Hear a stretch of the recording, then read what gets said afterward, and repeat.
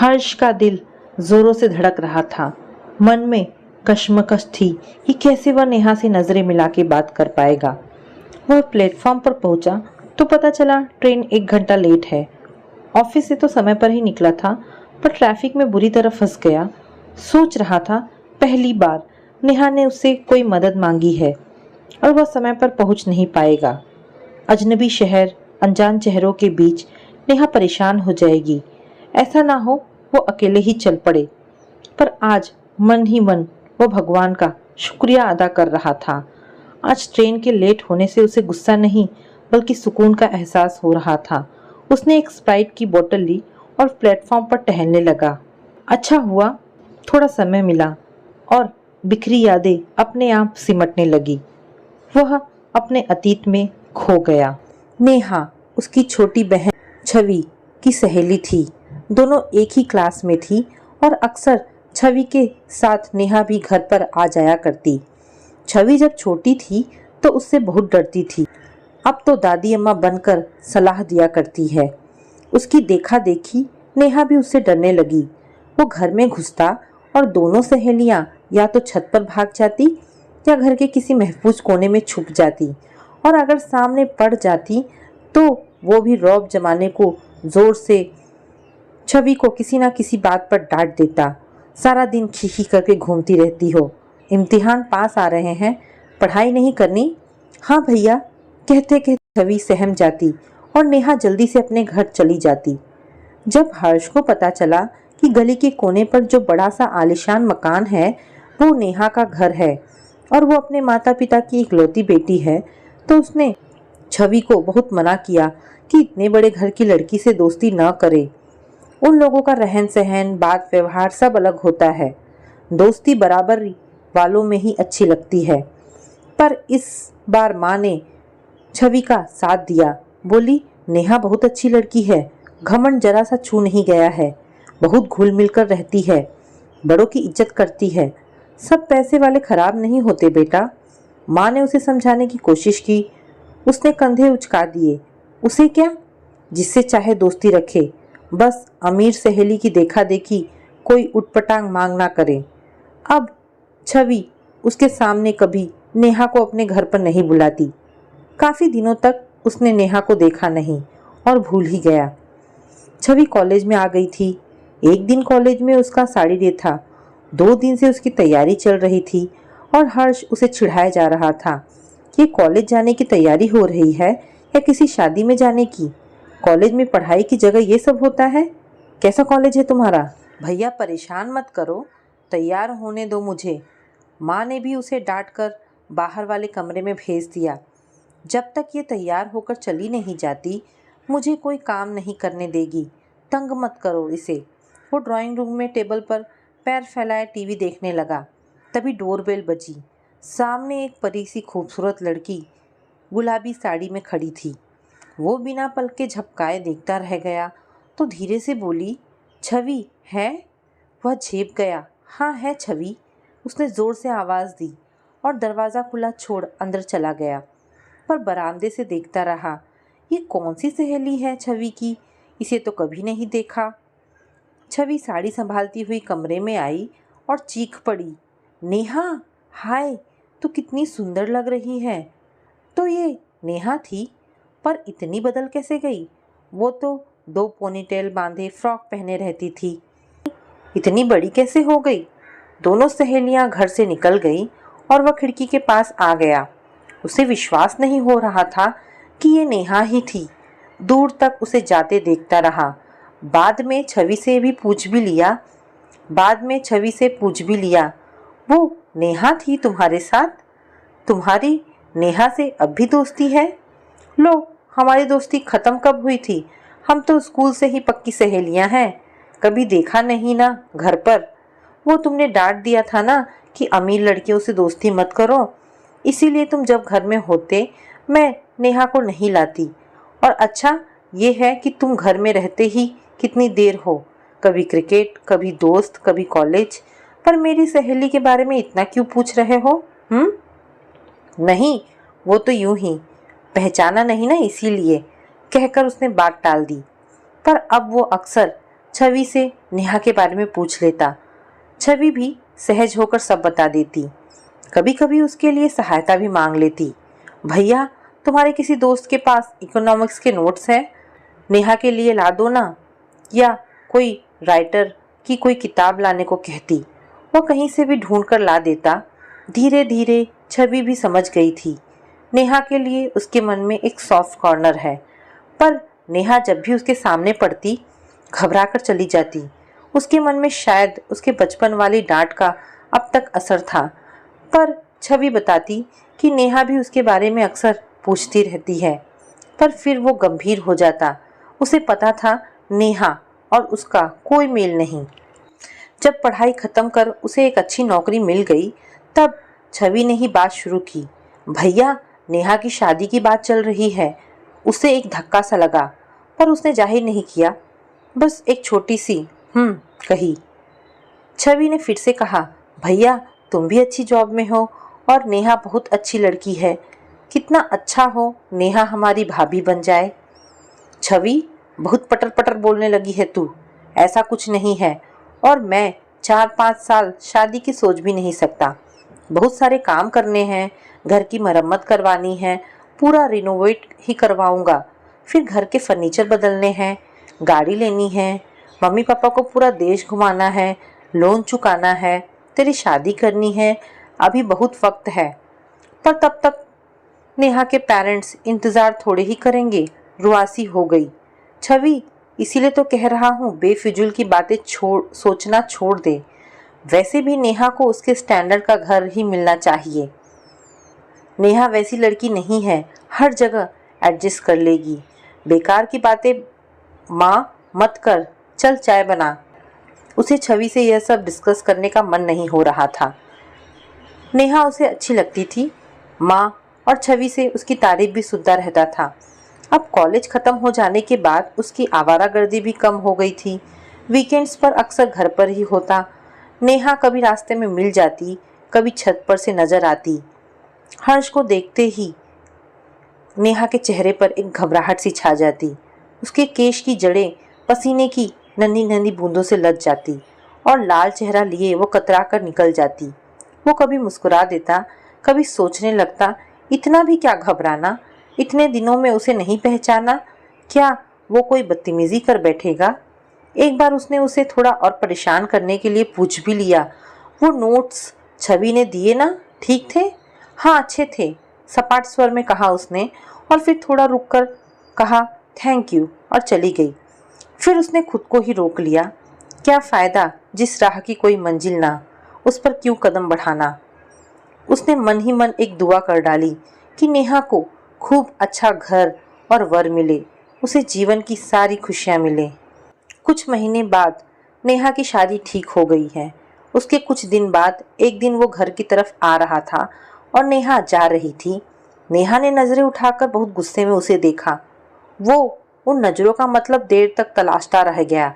नेहा नाराज़ है उससे, पर उसने तो हमेशा उसकी मदद ही की है। फिर उन नाराज़ निगाहों का माजरा क्या था, उसे समझ नहीं आया। नेहा की शादी के दिन नज़दीक आते जा रहे थे। छवि की तैयारियां जोरों पर थी। बस एक ही विषय था उसके पास, कब क्या पहनेगी। जब 2 दिन रह गए तो उसका मन डूबने लगा और वो ऑफिस के काम का बहाना बना शहर से दूर चला गया। नेहा की विदाई के बाद घर लौटा। नेहा का घर वैसा ही था, पर सूना सूना सा लग रहा था। छत पर से देखा, नेहा की छत पर बने मंडप की सजावट धूप में फीकी पड़ गई थी।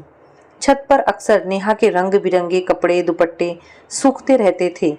आज छत वीरान लग रहा था। उसके मन में एक कोने जैसा छवि से नेहा की शादी के किस्से, उसके दूल्हे की हाजिर जवाबी सुनता रहा। मन में एक टीस तो उठती, पर वह मन को समझा देता। यही दुआ तो की थी नेहा के लिए, वो हमेशा खुश रहे। 2 साल बाद छवि की भी शादी हो गई। छवि की शादी में नेहा अपने 1 साल के बेटे के साथ शामिल हुई थी।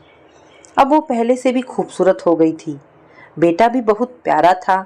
अपने घर में हमेशा नेहा को सहमे सकुचाए हुए सा देखा था, पर इस बार माँ के साथ वो बहुत सारा काम संभाल रही थी। छवि के सारे काम वही कर रही थी। अच्छा था वह काम में इतना व्यस्त था कि ज्यादा आमना सामना नहीं हुआ, पर दूर से उसने कई बार नेहा को देखा। इस बार नेहा के चेहरे पर कोई संलज्जता नहीं थी। आत्मविश्वास से भरी वो बहुत खुलकर हंसती थी। अच्छा लगा देख, चलो उसकी दुआ कबूल हुई। नेहा बहुत खुश है। अब उसे नौकरी करते हुए कई साल हो गए थे।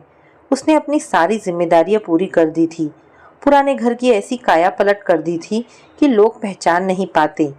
माँ पापा छवि कब से उसके पीछे पड़े थे, शादी कर लो। रोज ही माँ कोई ना कोई तस्वीर दिखाती और उस लड़की के गुण गाती। वो बहाने बनाकर टाल देता, पर अब कोई बहाना भी शेष नहीं बचा था।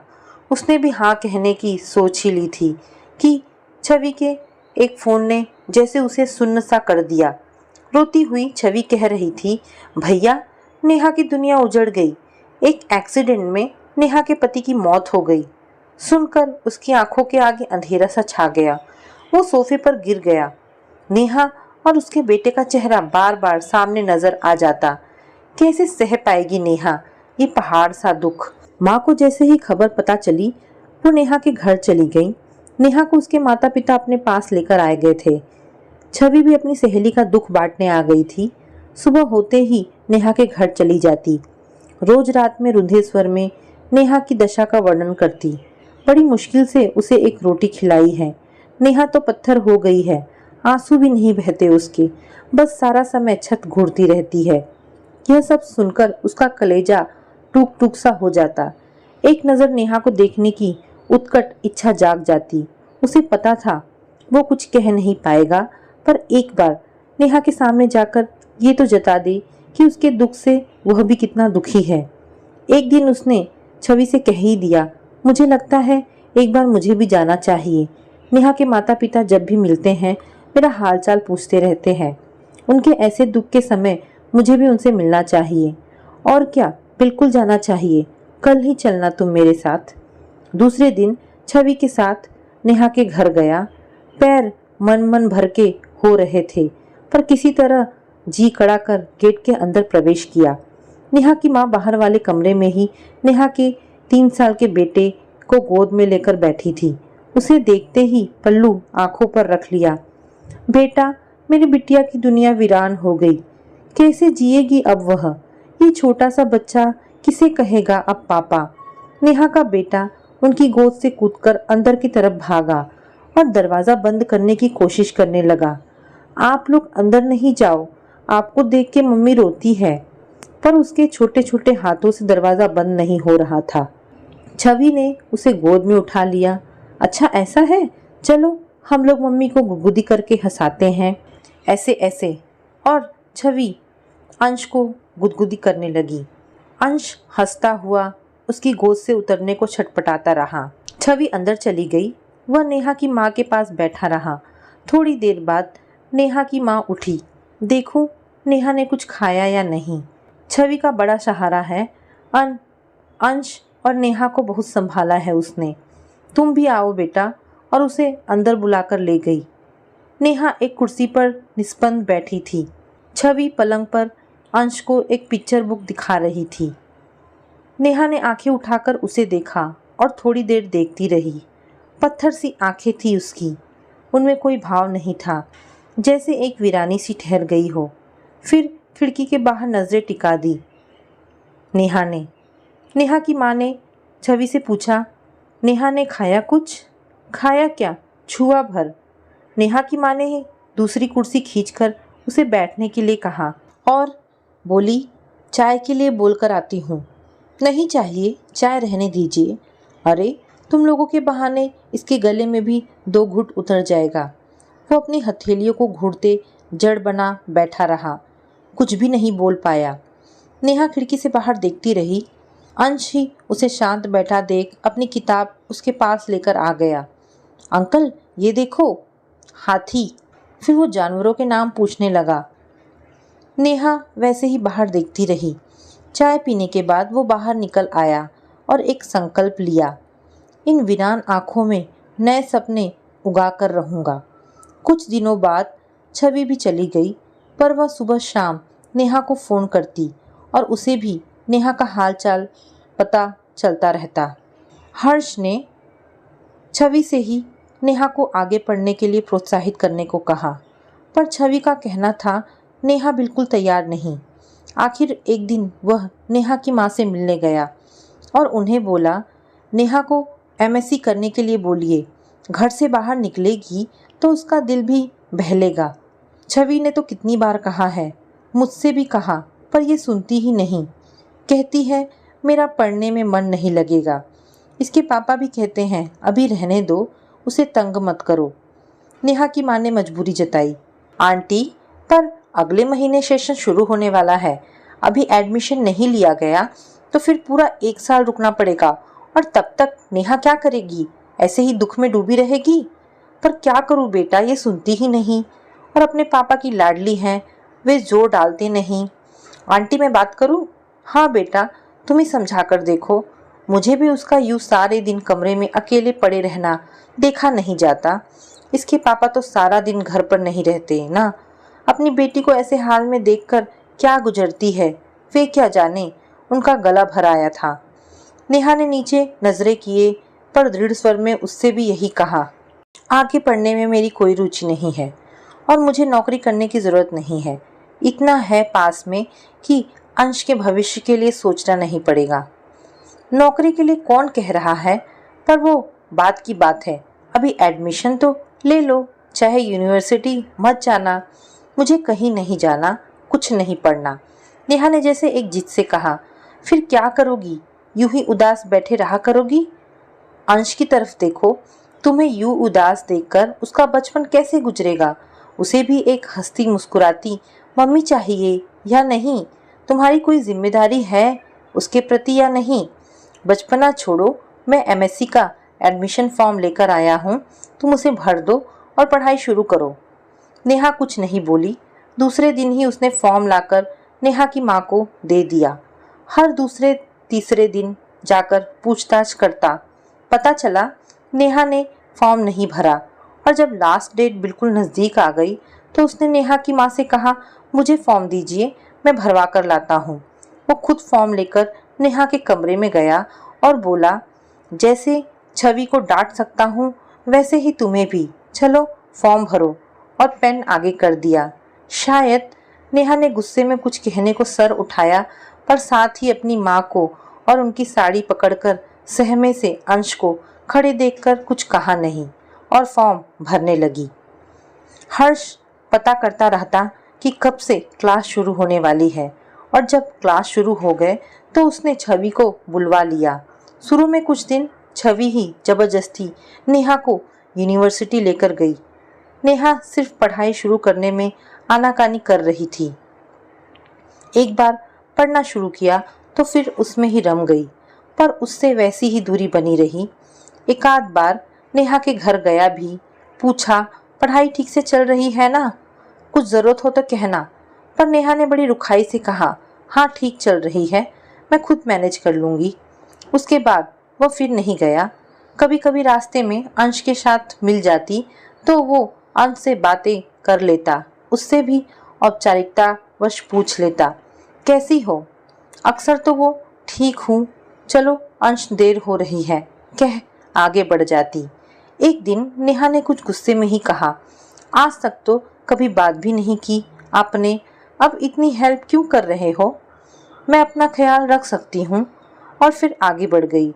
वो अबूझ सा खड़ा रह गया, समझ नहीं पाया उसकी नाराज़गी इस बात पर थी कि उसने अब तक उससे बात नहीं की थी, या इस बात पर कि उसकी हेल्प क्यों करना चाहता है।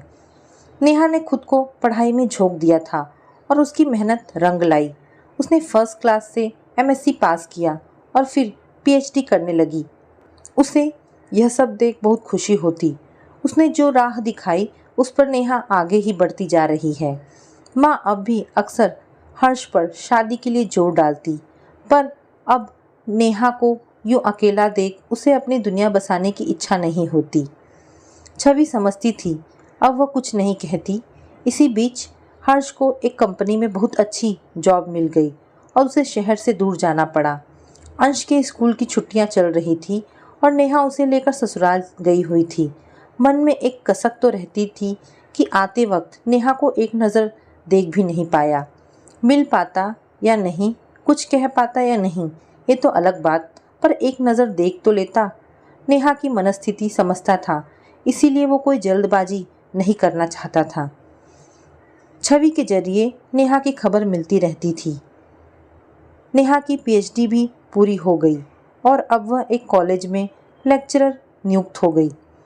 कभी अपने शहर जाता और नेहा पर नज़र पड़ जाती तो उसे आत्मविश्वास से भरपूर देख अच्छा लगता, हालचाल पूछ लेता। अब नेहा की आंखों में उतना गुस्सा नज़र नहीं आता, फिर भी वो ज़्यादा बात नहीं करती, छोटा सा जवाब दे आगे बढ़ जाती। पर इतना सा बदलाव भी उसे भला लगता, पर नेहा को भरपूर समय देना चाहता था। उसे अपने दिल की बात कहने की कोई जल्दी नहीं थी, पर वह पहले नेहा को अपने दुख से उबरने देना चाहता था। उसे अपने पैरों पर खड़े देखना चाहता था, ताकि नेहा को ये ना लगे कि वह उसे कोई सहारा देने की उद्देश्य से यह सब कह रहा है। और कल जैसे एक राह मिल गई। छवि का फ़ोन आया, भैया तुम्हारे शहर के कॉलेज में एक सेमिनार है जिसमें नेहा को भाग लेना है। ठहरने का इंतज़ाम कॉलेज में ही है, पर वहाँ ट्रेन शाम को पहुँचती है। नया शहर है और नेहा ने अभी अकेले सफ़र नहीं किया, वो थोड़ा डर रही है। तुम उसे स्टेशन से लेकर कॉलेज तक पहुँचा देना। नेहा तैयार है इसके लिए? हाँ भैया, नेहा ने ही मुझे फ़ोन पर बताया है कि तुम्हारे शहर उसे जाना है, और जब मैंने कहा भैया तुम्हें स्टेशन से रिसीव कर कॉलेज पहुंचा देंगे तो वह मान गई। ट्रेन की details, coach number, seat number सब उसे एसएमएस करने की ताकीद कर नेहा का नंबर ले फ़ोन रख दिया। पर नेहा को फ़ोन करने की हिम्मत नहीं हुई। बार बार नंबर घूरता और फिर मोबाइल बंद कर देता। उसे रात भर नींद नहीं आई। ऑफिस में भी जैसे तैसे काम निपटाया और अब यहाँ था। क्या पता नेहा कैसे बात करेगी। अब तक अजनबी जैसे ही थे दोनों, पर एक तसल्ली थी, जब खुद ही छवि से कहा है तो रूखेपन से तो बात नहीं ही करेगी। दूर से ट्रेन की सीटी सुनाई दी। ट्रेन पास आती जा रही थी और उसके दिल की धड़कनें बढ़ती जा रही थी। ट्रेन रुकी, वो कोच के सामने ही खड़ा था। नेहा गेट पर ही बैग थामे खड़ी थी। उसे देखते ही मुस्कुरा दी और इस मुस्कुराहट ने अजनबीपन की पहली दीवार गिरा दी। हर्ष ने उसका ट्रॉली बैग हाथों में ले लिया और बड़े शांत स्वर में चहक के साथ पूछा, मानो हमेशा बात करता रहा हो, और कैसा रहा आपका सफ़र? सफ़र में कोई तकलीफ़ तो नहीं हुई ना? रिजर्वेशन था और आप लेने आ गए, तकलीफ़ कैसी? नेहा ने मुस्कुराकर जवाब दिया। हर्ष ने मन ही मन कहा, और तुम्हें कभी कोई तकलीफ़ होने भी नहीं दूंगा। उसने फिर कहा, मुझ पर इतना भरोसा कर तुमने रिसीव करने के लिए कहा, अच्छा लगा मुझे। आपसे ज़्यादा भरोसा और किस पर है हर्ष? आपने इतनी मदद की है मेरी, इतना ख्याल रखा है मेरा। आप नहीं होते तो मैं इतने बड़े दुख से कभी उबर नहीं पाती, और मैंने कभी आपको शुक्रिया भी नहीं कहा। नेहा की आवाज़ में थोड़ी सी नमी थी। शुक्रिया कहकर पराया कर देना चाहती हो? हर्ष ने उसकी तरफ देखते हुए कहा। नेहा ने कुछ नहीं कहा, बस उसकी ओर आंख उठाकर देखा। नेहा की आंखें सजल थी और हर्ष के मन में एक नई आशा जग चुकी थी। हर्ष ने कुछ नहीं कहा और सामने चल पड़ा।